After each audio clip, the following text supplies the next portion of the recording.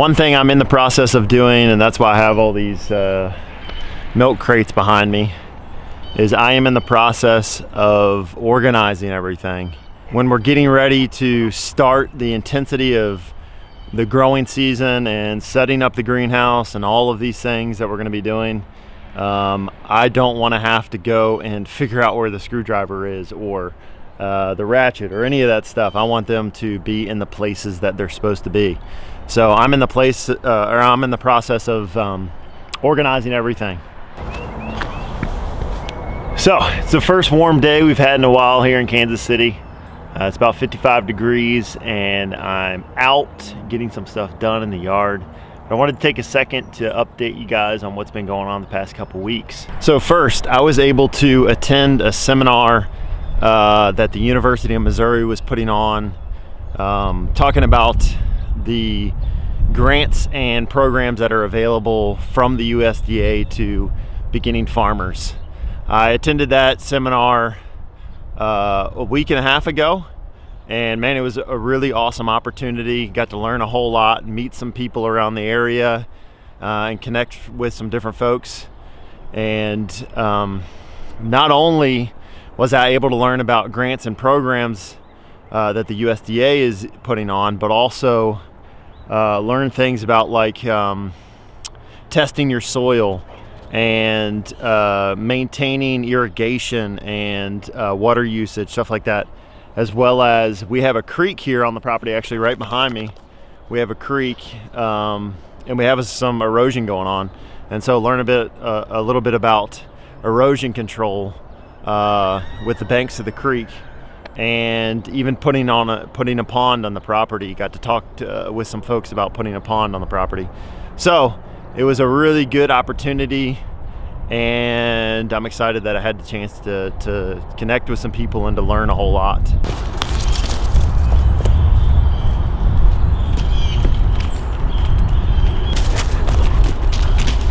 So from that meeting, I got some information on how to connect with my local farm servants agency inside the USDA. So this week, actually yesterday, I was able to meet with the local farm service agency here in Jackson County in Missouri, and again was able to get some really good information on programs that they have and some financial offerings that they have out there.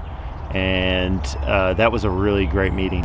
And today I had a meeting with a lady from an organization called Cultivate Kansas City. She actually came over, took a look at the property, took a look at what we're doing here on the property, and got a little bit more information from me.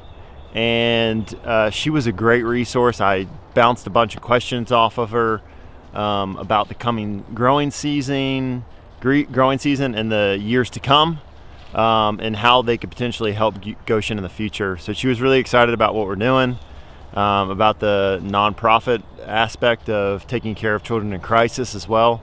And it was just a really, really good time to be able to share with her about what we're doing. Also, this is a side note, but right here where I'm standing was covered in brush a number of weeks ago, about a month ago. So we've been plugging away at clearing the brush. You saw the video of me clearing it with Isaiah, my son. And for the past couple weeks, we've been continuing to clear this brush in the woods so that we can utilize some of this area. So as you can see, we've cleared all of this area. Got a big pile of brush there, and we've cleared the bank of the creek over there. So we don't know exactly how we're going to utilize this part of the property, but we do know that on 5 acres we want to utilize every last bit of the acreage that we do have. I had talked in previous videos about potentially putting pigs up here. We've talked about putting goats up here. Now we're actually talking about doing some specialty crop stuff. So as we launch out in some of these things, I believe the Lord's going to show us specific areas that he wants us to grow in. And so like I said, I had the meeting with a lady from Cultivate Kansas City today, and she mentioned how awesome of an idea it would be to grow mushrooms actually in the woods. And so the principle behind that is that you take a tree, you cut it down, and you kind of form a garden bed around it, or you form up soil around it, let the tree decompose, and in that process is a good environment for mushrooms to grow. And so that's just one idea of many, but we really feel like we're being led in the direction of continuing, obviously, the market gardening and all of what we want to do there, but allowing the Lord to help us to find a unique, specific specialty crop that is going to be profitable.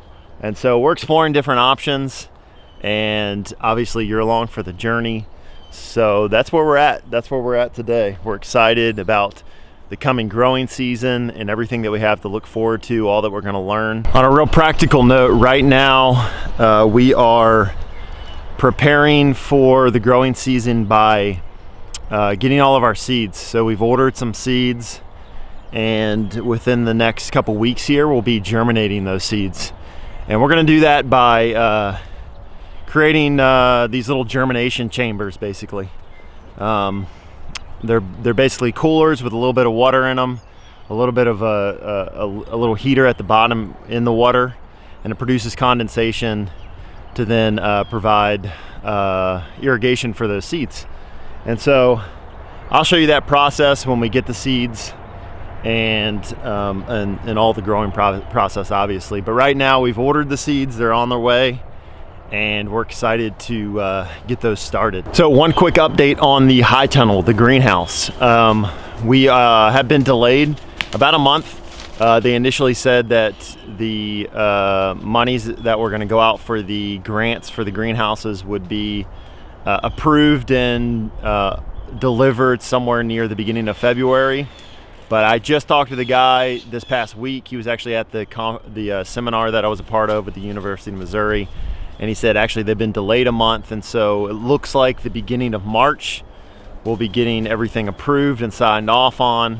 And so we're probably going to be installing the greenhouse somewhere around the end of March, potentially in the beginning of April. And so we'll keep you posted on that. Again, I'm going to do a series on installing the greenhouse, setting it up, and then obviously growing in the greenhouse. So we'll keep you posted there.